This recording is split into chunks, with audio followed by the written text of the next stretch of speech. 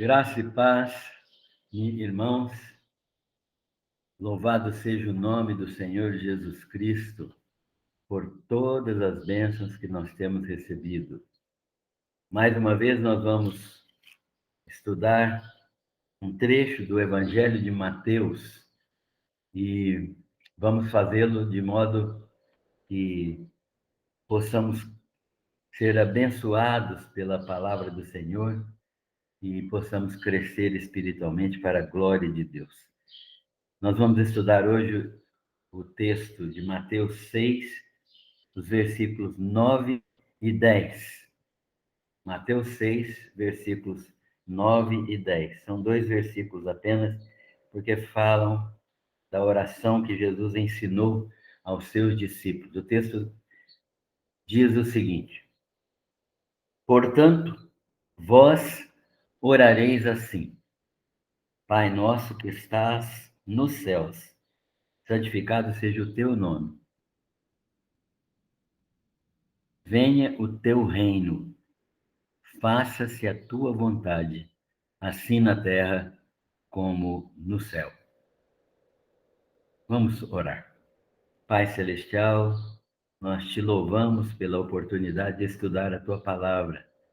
Mais uma vez nos colocamos diante de ti para aprendermos do Senhor e para praticarmos na nossa vida a tua perfeita vontade. Abençoa-nos, abençoa todos os que participarão, para que a graça do Senhor seja ministrada por meio da tua palavra nas nossas vidas. Nós oramos agradecendo todas as tuas bênçãos, em nome do Senhor Jesus. Amém. Irmãos, estamos diante dos ensinos de Jesus no Sermão do Monte, e ele estava falando sobre oração, como se deve orar, estava ensinando aos seus discípulos sobre como eles devem orar.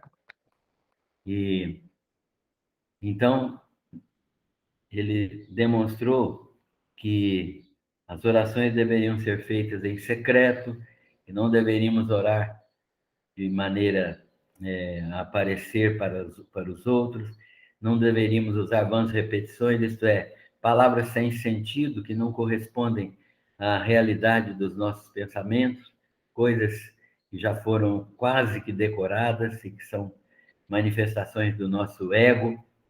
Então, Jesus está ensinando os seus discípulos a orar, e ele é uma parte deste evangelho de Mateus. Mateus é o evangelho que apresenta Jesus como filho de Abraão, da tribo de Judá, da descendência de Davi, descendência direta do rei Davi, com total direito ao trono de Israel, legítimo instaurador do reino.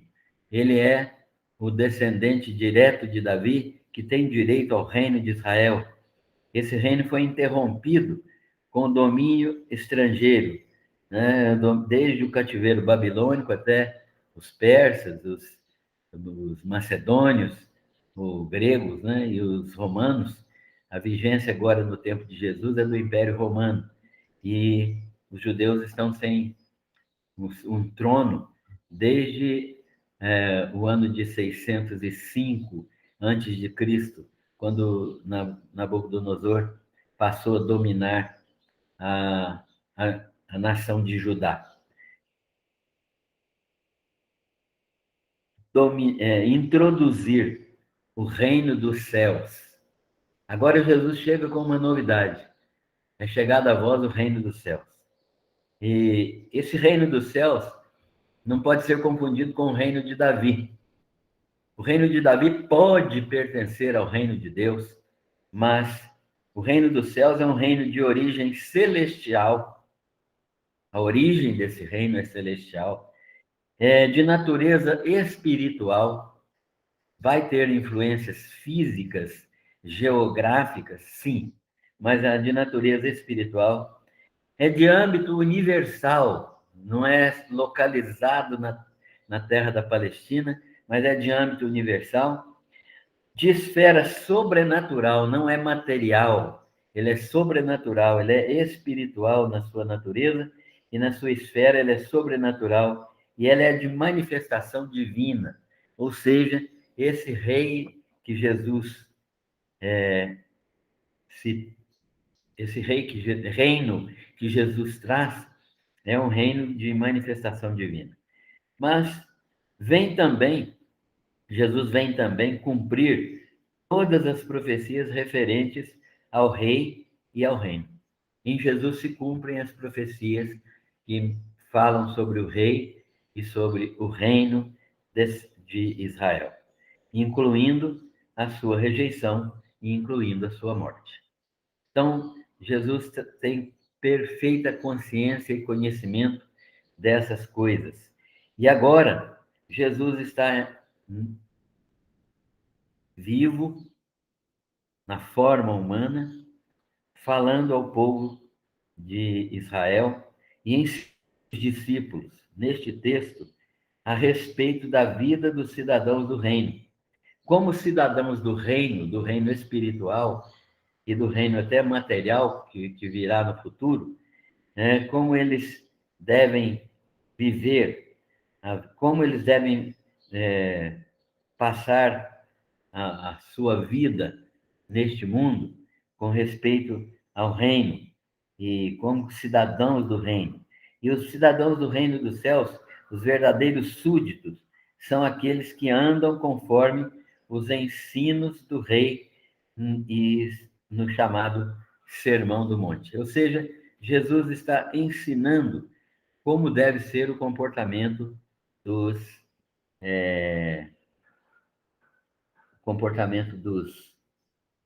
súditos desse reino, agora, neste momento e no futuro.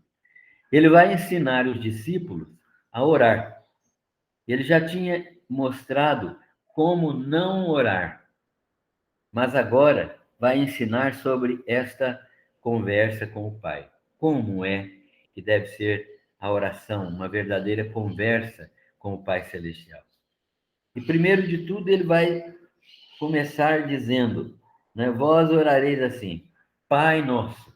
Essa é a primeira expressão da oração que Jesus ensina, Pai Nosso, e pressupõe a existência de uma família de muitos irmãos. Quando eu falo Pai, eu estou pensando na existência de uma família, de muitos irmãos. Deus é o Pai a quem toda oração deve ser dirigida. Ele é o pai de uma família muito grande e todos nós, então, somos membros dessa família. Ele é o nosso pai e nós somos irmãos. E sendo irmãos, portanto, nós devemos cultivar um relacionamento de amor entre nós, né? Então, Pai Nosso é uma expressão que pressupõe a existência de uma grande família e uma família de muitos irmãos. Deus é Pai de toda a criação e a oração deve ser dirigida a Ele. Deus atende a oração dos seus filhos. Deus realmente está pronto a ouvir a oração dos seus filhos. E isto é maravilhoso. Podemos nos dirigir a Ele com confiança, porque Ele é o Pai. Nós podemos manifestar a nossa perfeita dependência e confiança desse Deus, porque Ele é o nosso Pai. E como Pai, Ele tem prazer em atender às nossas orações, em ouvir os nossos pedidos, em manifestar o seu amor, dando-nos aquilo que é necessário. Nosso relacionamento com o Pai também é um relacionamento que deve ser consequente, ou seja, com os nossos irmãos, o nosso relacionamento deve ser consequência do nosso relacionamento com o Pai. Nosso relacionamento com o Pai deve ser demonstrado no relacionamento com os nossos irmãos. Nossos irmãos e nós devemos ter um relacionamento fraterno, um relacionamento que demonstra que somos da mesma natureza do Pai. E, portanto, se temos a mesma natureza do Pai, devemos ter o mesmo comportamento do Pai no relacionamento uns com os outros. Mas Jesus fala também, além de Pai Nosso, ele continua: Pai Nosso que estás nos céus. Essa expressão demonstra que há um lugar da habitação de Deus.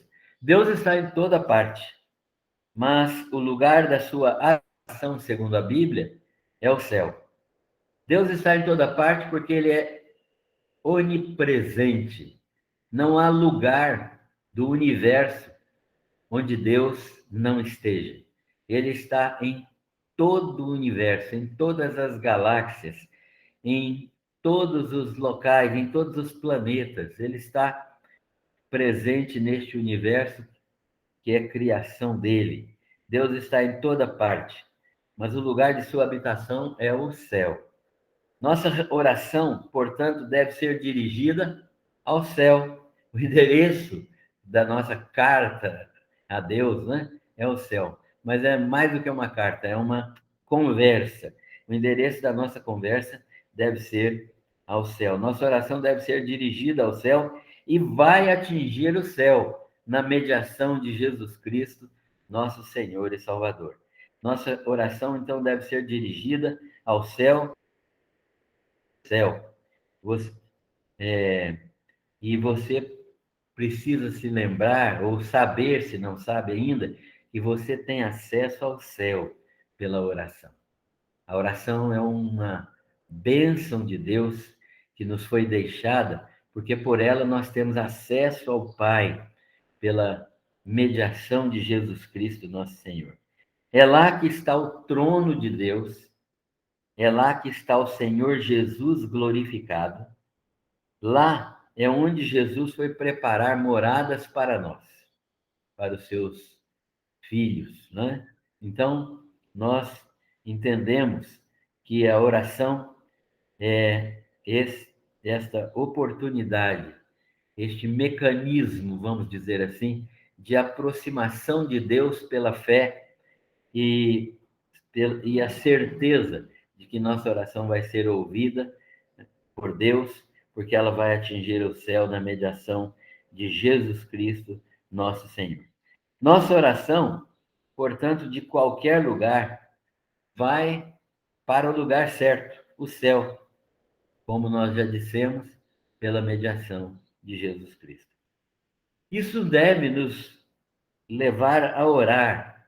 Nós devemos ser levados a orar, porque a oração é conversa entre pai e filho, entre Deus e aqueles que são de sua família. Portanto, nós devemos, como os discípulos, aprender a orar com Jesus, não é? Pai nosso que estás nos céus. A nossa oração sendo dirigida ao nosso Pai que está nos céus. Nosso Pai que está nos céus ouve as nossas orações e responde às nossas orações segundo a sua santa e bendita vontade. Mas há uma terceira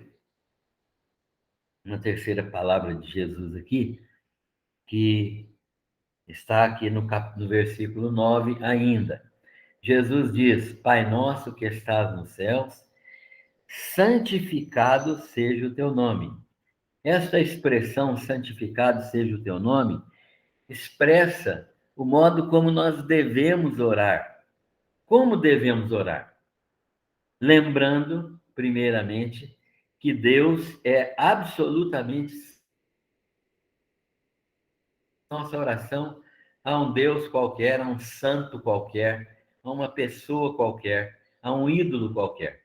Nós dirigimos a nossa oração a um Deus absolutamente santo. Isso tem que ter significado para nós. Seu nome, né? Então, santificado seja o teu nome. Essa expressão teu nome aqui significa o seu caráter, a sua natureza, as suas ações. Tudo é totalmente puro, tudo é totalmente perfeito, tudo é totalmente santo em Deus. Então, nós Ao pronunciarmos o seu nome, devemos nos lembrar que ele é totalmente santo. Ele é separado de todas as coisas, separado de todo mal. Ele é de natureza única, íntegra, sem misturas, sem variação, perfeito, inalterável. Esse é o caráter de Deus ao qual nós estamos orando. Por isso, santificado seja o teu nome, é uma expressão muito séria e demonstra a nossa compreensão e como devemos orar. Devemos orar a um Deus absolutamente santo, perfeito, inalterável, sem mistura, puro, de natureza única, íntegro, aquele que não tem divisão, e precisamos santificar o nome de Deus. Isso significa santificar ao próprio Deus, porque o nome aqui é representativo da pessoa. Então, quando Jesus fala, santificado seja o teu nome, é a mesma coisa de estar dizendo, santificado seja o próprio Deus, né? Precisamos entender uma coisa, que nós não alteramos a santidade de Deus.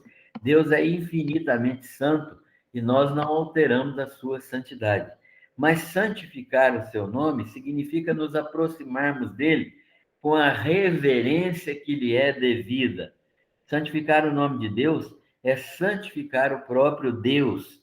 Não que possamos alterar, acrescentar alguma coisa à sua santidade, mas devemos nos oferecer a Deus como sacrifício vivo, santo, agradável, santificados na presença dele, e nos apresentar a ele purificados, perdoados, totalmente reverentes ante o seu nome, incluindo o modo como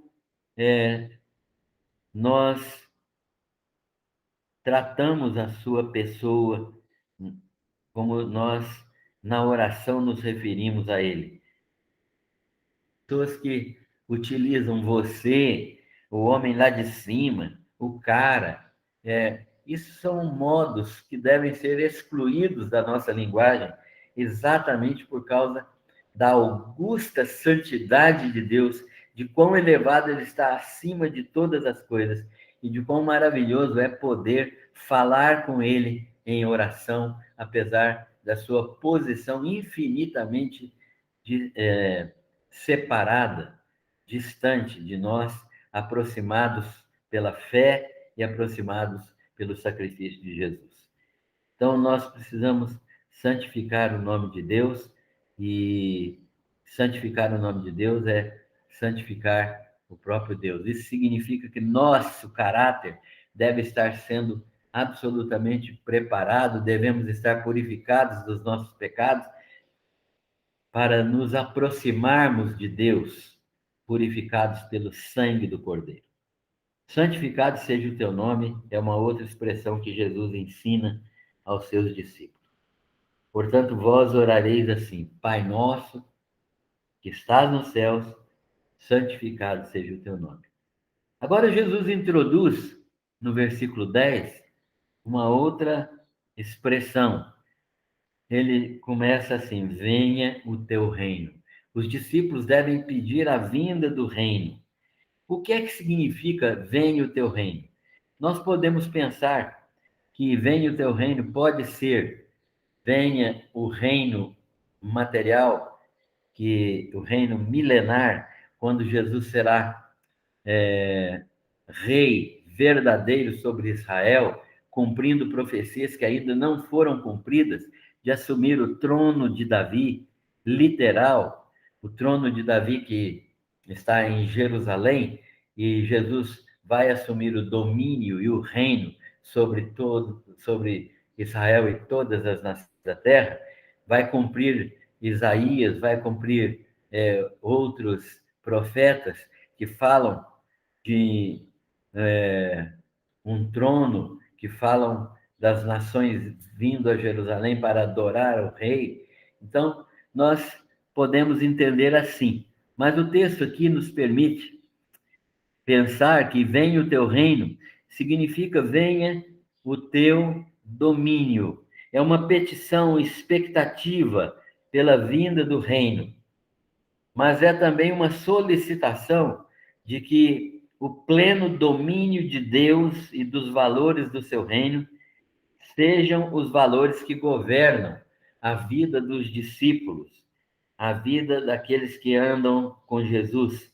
O que acontecerá plenamente no reino milenar, mas que deve acontecer desde já na vida dos filhos de Deus. Venha o teu reino, portanto, é esta petição, expectativa. É uma petição pela vinda do reino, mas é também uma petição pelos valores do reino dominando a vida dos discípulos neste tempo presente. Ou seja, os discípulos estavam precisando aprender sobre os valores do reino na sua própria vida e nós, por consequência, estamos precisando ver os valores do reino serem manifestados também na nossa vida. Venha o teu reino significa pedir o domínio, o reinado de Deus sobre a nossa vida, que se manifesta no pleno senhorio de Jesus Cristo, que se manifesta na pessoa bendita de Jesus. O que se pede aqui é que tudo venha do céu e que tudo que for realizado pelo discípulo, toda obra, seja realizada para a glória de Deus Pai. Venha o teu reino significa que tudo na minha vida possa glorificar o teu nome, para que o reino do Senhor seja efetivo na minha vida e seja demonstrado por boas obras que eu venha a praticar. A glória de Deus Pai é que deve ser o alvo do discípulo. Toda obra seja realizada para a glória de Deus, pois tudo o que é feito para a sua glória tem recompensa celestial. Os discípulos estão, portanto, aprendendo claramente aquilo que é uma oração, a oração que eles devem fazer. E depois ele fala: seja feita a tua vontade, ou faça-se a tua vontade, assim na terra como no céu. Seja feita a tua vontade, assim na terra como no céu. A consequência do estabelecimento do reino, do domínio de Deus na nossa vida, sobre a vida dos discípulos, é que a vontade de Deus vai ser realizada. Então, quando o reino de Deus é estabelecido, a vontade de Deus será plenamente realizada. A oração pede, então, que os discípulos façam a vontade de Deus do mesmo modo perfeito, como os anjos cumprem a vontade de Deus no céu. Ou seja, os discípulos estão pedindo, Jesus está ensinando os discípulos a pedirem que eles tenham capacitação espiritual para realizarem a vontade de Deus perfeitamente, como os anjos realizam perfeitamente a vontade de Deus nos céus. A oração, portanto, pressupõe o quê? Pressupõe algumas coisas. Pressupõe que, primeiro, o discípulo vive para fazer a vontade de Deus. Que coisa, irmãos, nós precisamos aprender isso também. A oração pressupõe que o discípulo vive para fazer a vontade de Deus. A oração pressupõe também que o discípulo renunciou à sua própria vontade para fazer a vontade de Deus, como Jesus Cristo fez. Renunciou à sua própria vontade. Todas as ações, todas as atitudes e todas as decisões do verdadeiro discípulo devem ser feitas com a motivação da glória de Deus. A oração pressupõe isso também.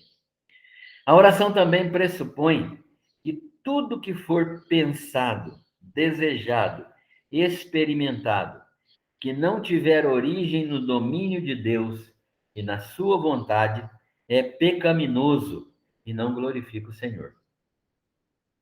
A oração pressupõe também que viver na prática da vontade de Deus, esta vida contínua e não momentos apenas, uma vida constante da prática da vontade de Deus, Viver na prática da vontade de Deus é experimentar aqui na terra o gozo do céu, a santa presença de Deus. Nós precisamos também aprender isso, porque viver na prática da vontade é experimentar aqui na terra o gozo do céu, a santa presença de Deus. A oração também pressupõe que tudo que não contribui com esse modo de viver para a glória de Deus deve ser repelido, deve ser abandonado.